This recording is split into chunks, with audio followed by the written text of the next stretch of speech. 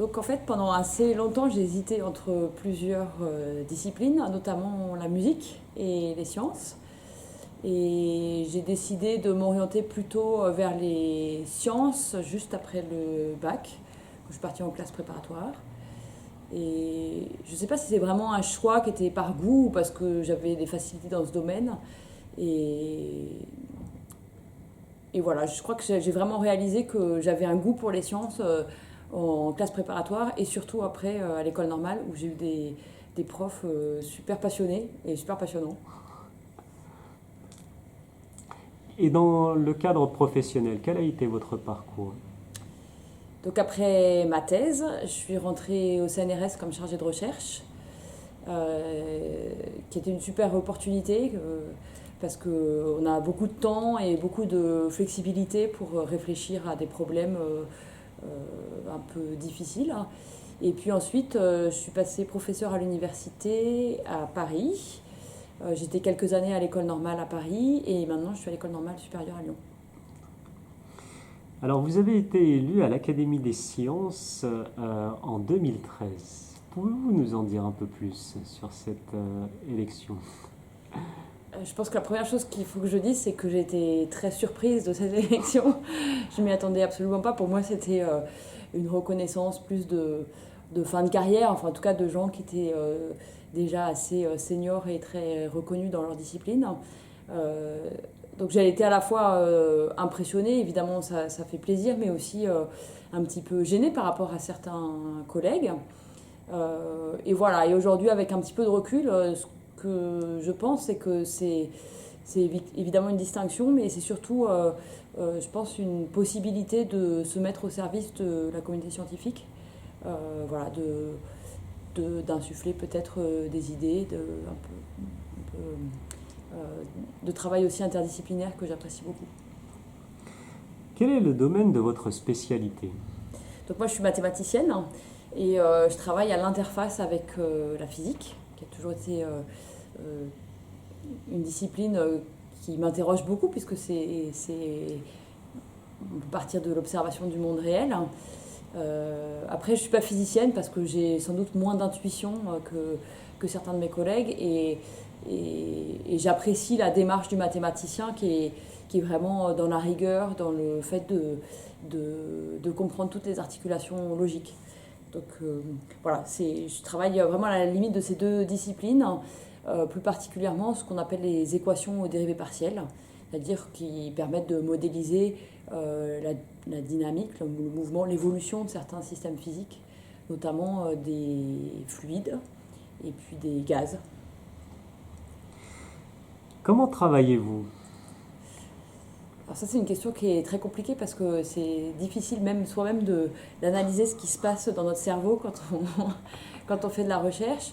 Mais je pense qu'il y a quand même des choses que peut-être je peux partager. D'abord, j'aime beaucoup travailler en équipe, ce qui n'est pas forcément toujours le cas pour les mathématiciens. Dans les sciences expérimentales, c'est une évidence, mais sur des sciences plus théoriques, c'est moins clair.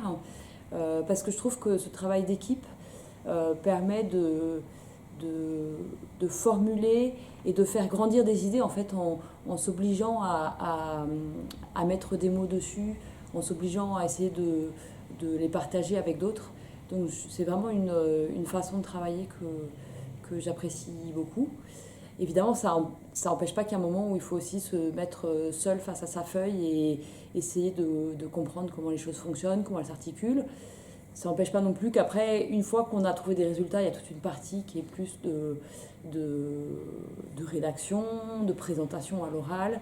Je pense que voilà, on ne peut pas concevoir de la recherche sans concevoir la partie de communication, parce que ça ne sert à rien de faire de la recherche pour soi tout seul. Alors, ce que vous étudiez, les mathématiques en général, prennent-elles plus de sens dans l'application avec d'autres sciences, comme la physique des plasmas, par exemple? Je ne sais pas si on peut dire qu'elles prennent plus de sens. Personnellement, c'est quelque chose qui m'intéresse plus parce que d'une part, je trouve que ce qui se passe, ce qu'on observe, peut donner une intuition aussi, même si le langage des mathématiques est un petit peu différent du langage de tous les jours. Ce qui se passe dans la réalité peut donner des intuitions de ce qu'on peut faire avec des mathématiques. Et puis parce que j'aime bien cet aller-retour entre la physique et les mathématiques. Maintenant, je ne suis pas sûre que cela donne du sens aux mathématiques. Je pense qu'il y a des mathématiques beaucoup plus abstraites, beaucoup plus, qui ont du sens quand même. Et le sens, c'est pas forcément à chercher dans l'application. Pour moi, dans la science, comme dans l'art, il y a toute une dimension esthétique, une dimension de rigueur, une dimension de créativité qui sont un petit peu réduites, je trouve, si on commence à dire que la science a pour but d'avoir des applications et de la technologie. Ça n'empêche pas, bien sûr, mais je pense que c'est important de garder aussi cette idée que dans la science, il y a toute une partie qui est beaucoup plus créative et qui n'a pas forcément besoin pour se justifier d'applications directes. Prendre quelques repères avec vous, notamment à ce que l'on entend en mathématiques. Qu'est-ce qu'une théorie en mathématiques ? Donc c'est une question qui est un petit peu délicate. On parle facilement de théorie, notamment en physique, parce qu'en fait chaque théorie fonctionne avec un ensemble d'axiomes. Donc il y a la mécanique classique, il y a la mécanique quantique, il y a la relativité générale, et on a un certain nombre d'axiomes qui ne sont pas forcément d'ailleurs compatibles entre eux, donc il faut voir dans quelles limites ces théories sont compatibles. En maths, c'est un petit peu différent parce que quelque part, l'objectif, c'est de travailler avec le moins d'axiomes, le moins d'hypothèses possible, d'avoir quelque chose qui est le plus auto-contenu possible. Alors, ça ne veut pas dire qu'il y a zéro hypothèse, souvent on fait par exemple le moins l'axiome du choix, mais ça veut dire que voilà, qu'on essaye de ne pas avoir des résultats qui seraient des résultats conditionnels. Donc, je pense que l'approche qu'on a est un petit peu différente. Après, ça ne veut pas dire qu'il n'y a pas de théorie du tout et que c'est un vaste champ sans aucun repère. Donc, je peux parler de la partie des mathématiques que je connais un petit peu mieux, qui sont donc les équations aux dérivées partielles, une partie de l'analyse. Et évidemment, dans l'analyse, il y a eu des tournants importants. Dans les équations que je regarde de plus près, qui sont les équations des fluides ou les équations des gaz, il y a des tournants très importants. On ne peut pas ne pas citer Euler ou Navier et Stokes pour les fluides. On ne peut pas ne pas citer des gens comme Boltzmann ou comme Maxwell pour tout ce qui est théorie cinétique des gaz. Donc voilà, évidemment, il y a des paliers importants, mais j'aurais du mal à dire qu'on peut vraiment parler de théorie. Et moi, quelque part, ce qui m'intéresse vraiment là-dedans, c'est de comprendre justement comment différents modèles peuvent se rapprocher les uns aux autres. Donc, il y a une partie importante de mon travail qui a consisté justement à relier tous ces modèles pour les gaz qui sont des gaz peu denses, donc des gaz comme on a dans la haute atmosphère ou aussi un petit peu l'air, à des modèles fluides qui sont des modèles quelque part plus simples, notamment à simuler numériquement. Et voilà, donc moi ce qui m'intéresse, c'est vraiment justement de faire des ponts entre ces différents niveaux de modèles et justement à ce que les choses ne soient pas compartimentées. Qu'est-ce qu'avoir l'intuition en mathématiques ? Qu'est-ce que cela signifie, l'intuition en mathématiques ? Donc je ne sais pas s'il y a une réponse générale à cette question. Je pense que ça dépend.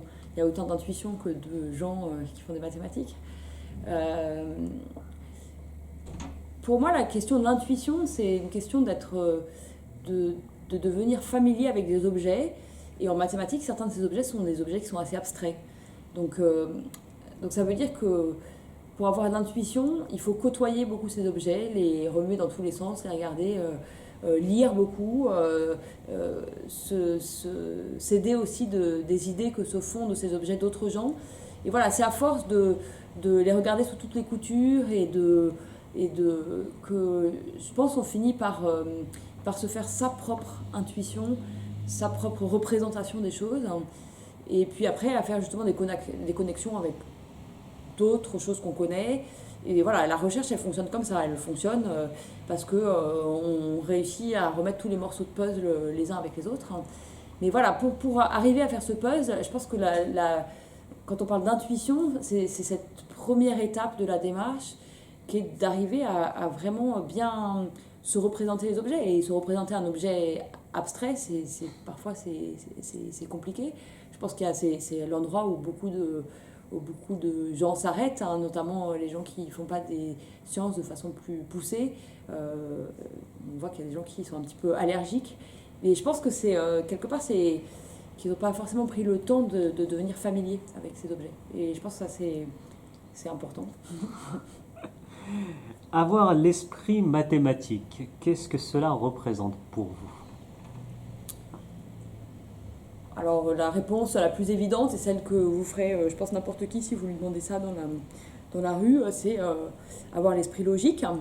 Donc, avoir une capacité de raisonnement, de déduction, de comprendre comment les choses s'articulent. Et évidemment, c'est à la base du raisonnement mathématique. Et pour moi, il y a autre chose, c'est ce que j'ai mentionné un petit peu dans une question précédente. Il y a, il y a cet aspect presque artistique, très esthétique.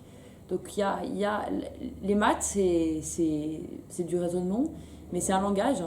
Et, et voilà, il faut apprendre à se servir de ce langage, à le parler.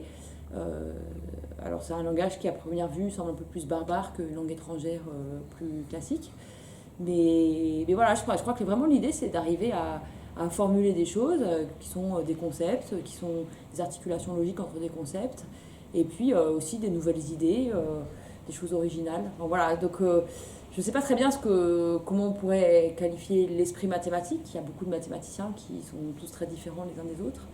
Mais je pense que c'est important de souligner qu'au-delà de l'aspect un petit peu rigide, peut-être de l'aspect très rationnel que les gens assimilent aux mathématiques, il y a aussi quelque part un petit peu de fantaisie. Alors, que vous inspirent ces grands mathématiciens? Henri Poincaré.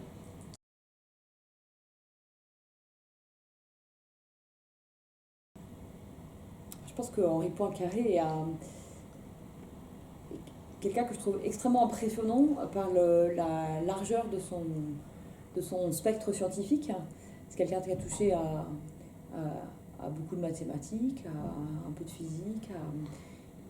Voilà, moi ce que je trouve très à la fois impressionnant et dans un rôle de modèle, c'est cette ouverture d'esprit. Et, et voilà, je crois qu'aujourd'hui, comme la science devient de plus en plus pointue, on a tendance un petit peu à perdre cette idée d'essayer d'avoir des compétences transverses et je trouve ça dommage. Donc voilà, je pense que c'est quelqu'un qu'on doit garder probablement en tête avec beaucoup de scientifiques, je dirais des siècles précédents, qui avaient cette compétence très large en maths, en physique, voire en philosophie. Enfin voilà, C'est la dimension du savant complet qui disparaît, qui a tendance à disparaître de par la spécialité. De par je dirais l'accumulation de la quantité de données Oui. à assimiler. Voilà, je ne crois pas qu'on ait le cerveau plus grand. Enfin, en tout cas, certainement, si on compare avec Poincaré, ça va être compliqué. Mais même, enfin, il n'y a pas de raison que notre cerveau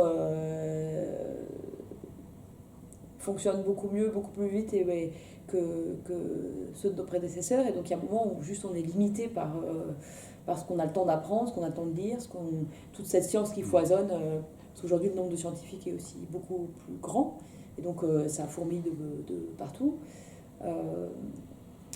Mais après, je trouve ça dommage de se surspécialiser parce que je pense qu'il y a quand même encore beaucoup de science qui se comprend et qui se construit aux interfaces et en faisant des ponts, en comprenant des analogies. Et donc voilà, donc je pense que oui, il faut garder encore cette idée de rester ouvert à un domaine relativement large de sciences. Grégory Perelman.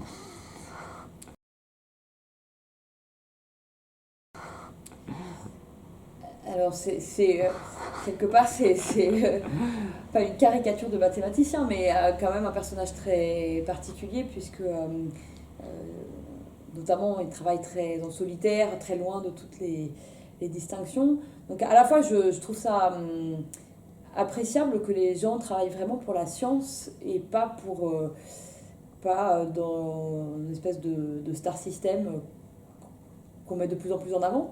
Je trouve que il y a dans il y a dans cette démarche quelque chose qui me plaît, quoi, de rester vraiment focalisé sur, sur le contenu de la science, hein.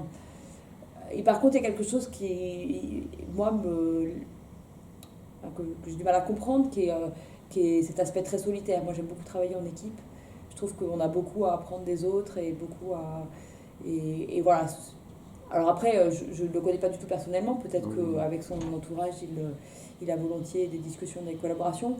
Mais l'image que j'en ai, moi, c'est de quelqu'un qui est un peu dans sa tour d'argent. Et c'est pas ce dont je rêve. Voilà. Mariam Mirzakhani.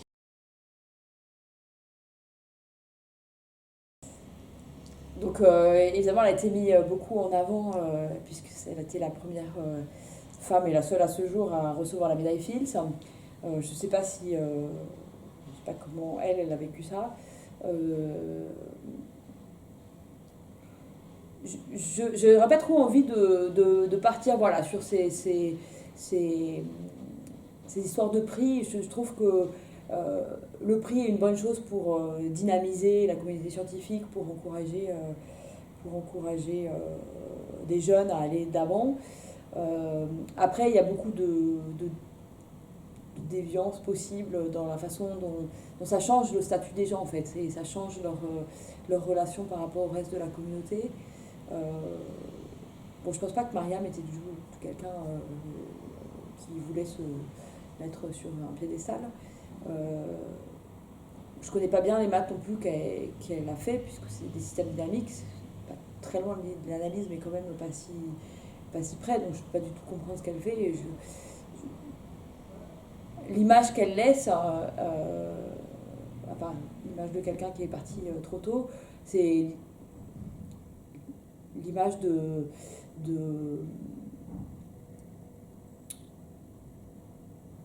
quelqu'un justement qui a beaucoup cette intuition, beaucoup de représentation très personnelle des choses, de comprendre, de faire des petits dessins dans tous les sens et d'arriver à partir de ça à se construire toute une représentation personnelle des choses et aller vraiment plus loin que ce qui existait déjà. Et voilà, dans cette démarche scientifique, je pense qu'elle est effectivement un modèle. Elle est aussi un modèle parce qu'elle est une femme et elle est une femme issue d'un pays qui est quand même qui veut pas forcément la promotion des femmes très fortement. Mais qui a en même temps une tradition scientifique importante, et je trouve que c'est bien de s'en souvenir à une époque où aujourd'hui on commence à transférer les scientifiques presque comme les joueurs de foot. Et donc c'est pas parce que la plupart des scientifiques sont en poste aux États-Unis que voilà, il n'y a pas de la science qui se fait ailleurs, et de la science aussi de très, très haut niveau. Voilà, donc je trouve qu'à plein d'égards, voilà, c'est quelqu'un qui a marqué et marquera l'histoire des mathématiques. Mais voilà, moi voilà, pour l'avoir rencontré une ou deux fois, ce que je trouve intéressant vraiment, c'est sa façon de travailler, sa façon de toucher, se faire cette intuition en mathématiques. L'époque que la communauté des mathématiciens, des mathématiciennes vit aujourd'hui, vous semble-t-elle être l'aube ou le crépuscule de grandes découvertes? Je ne répondrai pas à la question comme ça parce que, par essence, la recherche est quelque chose d'extrêmement imprévisible. Alors, on voudrait nous expliquer le contraire, nous dire qu'il faut faire des projets, Mais je crois que la plupart des découvertes, bien sûr, s'inscrivent dans une dynamique, dans une histoire, parce qu'il y a ça vient pas de rien du tout, mais il y a aussi toute une part d'imprévu et d'imprévisible, et je pense que c'est bien que ça reste comme ça. Donc je ne ferai pas des spéculations sur le fait que la recherche était plus florissante hier ou qu'elle le sera plus demain. Je pense que aujourd'hui encore, il y a plein de gens qui ont beaucoup d'idées, beaucoup de talents. Et donc, je ne suis pas très inquiète sur le fait qu'on peut continuer à avancer. Après, je pense que la communauté scientifique a à réfléchir sérieusement à la façon dont elle s'organise. C'est-à-dire que la communauté a beaucoup augmenté en taille, d'une part, et puis il y a beaucoup eu de pression sur, sur le fait de publier plus, d'être très proactif, d'avoir des classements, des universités, des index bibliographiques. Donc toute une partie que je trouve un petit peu... Étouffante du point de vue de la quantité au lieu voilà, de valoriser la qualité. Exactement. En fait. Qui fait que, en fait, les gens sont un petit peu coincés parce que, quelque part, pour survivre dans un système comme ça, on est obligé de rentrer un petit peu dedans. Et en même temps, on sait bien que si on ne prend pas son temps, on va générer des résultats, mais qui n'ont pas l'originalité ou la profondeur de ce qu'on pourrait souhaiter. Donc je pense qu'on est arrivé à un point probablement où la communauté scientifique doit réfléchir à la façon dont elle veut s'organiser, à pas se laisser complètement imposer la règle par l'extérieur, parce que je pense que de l'extérieur, notamment des gens qui nous gouvernent et nous financent aussi, hein, donc c'est normal qu'on doive leur rendre des comptes, mais ils n'ont pas forcément cette idée du temps que prennent les choses, et des conditions qui sont favorables à produire quelque chose de vraiment original et novateur. Donc je pense que voilà, il faut que la communauté arrive à la fois s'organiser elle-même et communiquer autour de ça pour se garder quand même cette tranquillité d'esprit, cette ouverture, ce fonctionnement qui, je pense, permettra de garder une recherche de qualité. Les associations scientifiques et techniques vous semblent-elles une nécessité au sein de notre société ? Alors, la réponse est très certainement. On peut regretter même que, je dirais, la science ne soit pas prise comme un morceau de la culture au même titre que les arts, la littérature. Donc, typiquement, si on va dans une communauté locale, une mairie, un département, il y a une programmation culturelle et il y a peu de programmation scientifique. Et je pense que c'est vraiment un problème, que c'est quelque chose qu'il faut changer. Il faut changer les mentalités. D'une part, pour une première raison qui est peut-être très basique, qui est le fait qu'on vit dans une société qui est scientifique et technologique, qu'aujourd'hui on est entouré de sciences et de technologies, et que juste pour comprendre ce qui se passe et pour pouvoir avoir un avis un minimum éclairé, il faut avoir cette culture scientifique. Voilà, donc je pense que c'est la responsabilité de l'école, évidemment, mais aussi des collectivités locales et de garder ces aspects de vulgarisation et de communication scientifique. Après, je trouve ça très bien que des associations prennent le relais aussi et se fassent l'écho de cette nécessité. C'est une nécessité et puis aussi un plaisir, je pense. Enfin, je pense que c'est important que les gens comprennent que la science, c'est pas juste un truc très enquiquinant parce qu'ils ont un mauvais souvenir d'un cours de maths au collège. Enfin, donc je pense qu'il y a aussi cet aspect de communiquer autour du goût et du plaisir de la science. Et je salue le travail qui est fait par beaucoup d'associations. Et donc j'en connais quelques-unes, La main à la pâte. Aussi il y a des associations autour du palais de la découverte. Enfin, donc, il existe déjà un certain nombre d'associations pour partager cette culture scientifique, notamment avec des jeunes aussi de milieux qui sont peut-être plus défavorisés. Il y a ceux qui ont accès parce que leurs parents sont d'apartis, et puis il y a tous ceux dont les parents ne sont pas d'apartis. parce qu'ils sont de milieux plus défavorisés ou parce qu'ils sont dans un autre milieu, juste qui fait, je sais pas, du journalisme, enfin voilà, quelque chose qui n'est pas en rapport avec la science. Et je trouve ça important que les enfants aient un regard sur la science qui n'est pas juste celui du cours à l'école. Donc qui est aussi, peut-être plus dans la découverte, voilà, une expérience, pas une expérience de recherche évidemment, parce que la recherche nécessite tout un tas de prérequis qui ne sont pas accessibles facilement. Mais voilà, toucher du doigt comment la science se fait et quelle porte elle peut ouvrir et puis pourquoi elle nous entoure aujourd'hui dans la vie de tous les jours. Pour finir, que conseillez-vous aux jeunes générations intéressées par les sciences en général et les mathématiques en particulier? Je pense que la première chose que j'ai envie de dire, c'est d'être curieux. C'est-à-dire que, bien sûr, on a un système en particulier en France qui est assez... système scolaire et éducatif qui est assez rigide. Donc, on ne peut pas faire l'économie de quelque part, pour faire court, travailler bien à l'école, pour pouvoir avoir accès à ces métiers-là. Bon, peut-être que dans d'autres pays, c'est un peu plus souple, mais bon, il y a un moment où, de toute façon, il faut apprendre quelque chose. Mais je pense que au-delà de cet aspect un peu scolaire, il y a cet aspect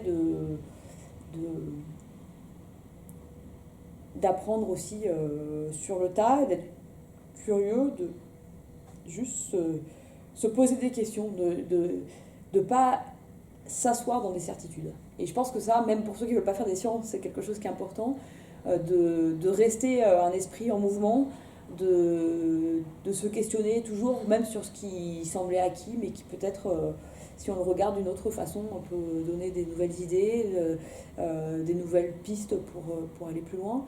Donc voilà, c'est un conseil plus particulièrement à ceux qui veulent faire des sciences, mais je crois que c'est un bon état d'esprit voilà, de rester ouvert à des choses qui ne sont pas forcément prévues, de se poser des questions, de vouloir comprendre, de ne pas se satisfaire d'explications pas convaincantes.